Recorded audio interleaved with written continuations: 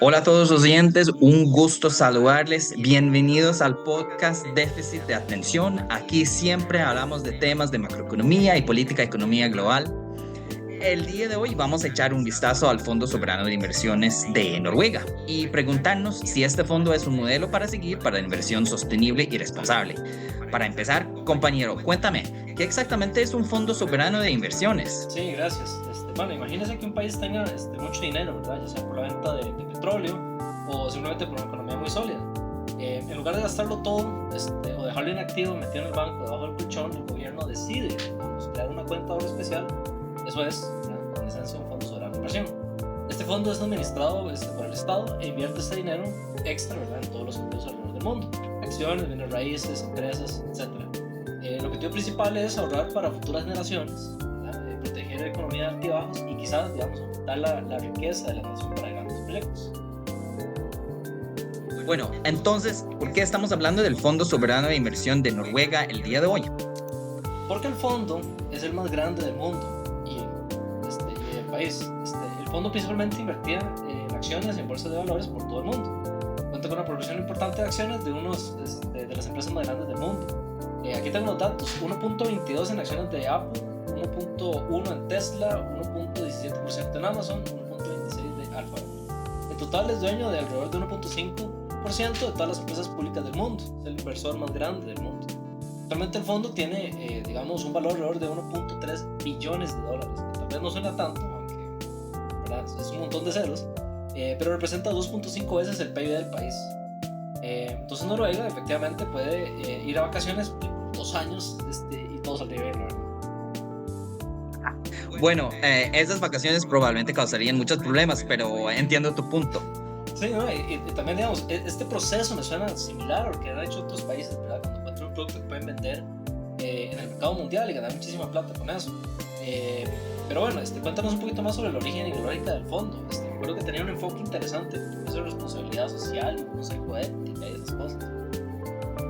Ay, sí, claro. En 1979 se descubrió en Noruega uno de los yacimientos petrolíferos marinos más grandes del mundo y de repente tuvimos una gran cantidad de petróleo para vender y la economía del país creció drásticamente. Se decidió tempranamente que los ingresos del petróleo y el gas debían usarse a un ritmo prudente para no desequilibrar la economía. En 1990, Stortinget, el Parlamento noruego, aprobó la ley del Fondo de Pensiones del Estado para asegurar eso. Esta ley dio origen al Fondo de Pensiones del Estado de Noruega, conocido como Statens Pensjonsfond Utland, el Fondo de Inversiones Extranjeras Gubernamental. Y las primeras coronas se depositaron en el fondo en 1996. Y como su nombre indica, se determinó que el fondo solo se invertiría en el extranjero. Eso para evitar altas tasas de inflación ocasionado por una fuerte inyección de dinero como resultado de la industria petrolera. Asimismo, merece la pena mencionar que el fondo funciona como una fuente de capital durante crisis. Generalmente, el gobierno noruego deposita sus ingresos de las actividades petroleras. Sin embargo, en tiempos de crisis, tiene el derecho de retirar hasta 3% del valor total del fondo para financiar medidas de emergencia, algo que resultó muy útil durante la pandemia en 2020. Como mencionado, el fondo también tiene un consejo de ética que está en cargo de evaluar las empresas y excluir las que, por ejemplo, coadyuvan en crímenes contra la humanidad o están involucradas en actividades dañinas al medio ambiente. Ya han excluido más de 100 empresas de su portafolio por no cumplir con esos estándares. El fondo también utiliza su poder de voto para promover valores como la sostenibilidad y diversidad en las empresas donde invierte. El fondo se ha convertido en un referente al respecto a las inversiones corporativas éticas, por su largo historial de lograr réditos altos al mismo tiempo que impulsa prácticas sostenibles en las empresas donde invierte. El fondo inclusive ha sido un ejemplo a seguir para otros fondos soberanos de inversión, con algunos fondos adoptando la práctica de excluir empresas de su portafolio. Sí, bueno, todo esto suena muy bonito, ¿verdad?, pero estos tipos de ideales no siempre funcionan en la realidad como se debe. En los primeros 2 años el fondo particularmente ha recibido críticas por sus inversiones en empresas que contribuyen al genocidio en Gaza, por ejemplo, como unas empresas israelíes y manufactureras grandes de armas como General Dynamics. Al ser confrontados con esta realidad, nada más se esconden detrás del argumento que conforman con las normas del Consejo de Ética. Sin embargo, el proceso para que una empresa entre en la lista negra es súper largo. El fondo todavía tiene inversiones importantes en empresas que están en lista negra de la ONU. Según un experto de Derecho Internacional, Terje Einarsson, y me disculpan en la pronunciación, el Consejo de Éticas contribuye a anular la responsabilidad del fondo mismo. Y resalta que no tiene ninguna fe en el Consejo, ¿verdad? Asimismo, vale la pena cuestionar el compromiso con el cambio climático de un fondo del que los fondos provienen en gran parte del petróleo, ¿verdad? Y que invierten en grandes empresas petroleras como ExxonMobil.